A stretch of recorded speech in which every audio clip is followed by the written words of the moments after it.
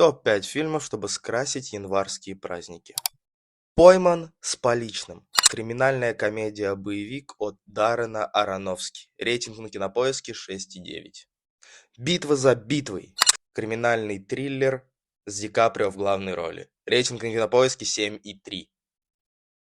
«Формула-1». Спортивная драма о гонщике Формуле-1 с Брэдом Питтом в главной роли. Рейтинг на Кинопоиск 8,3. «Супермен». Фантастический фильм с комедийными элементами от Джеймса Ганна. Рейтинг на Кинопоиске 6,7. Сентиментальная ценность. Драма о режиссере и его дочерях. Рейтинг на Кинопоиске 7,7.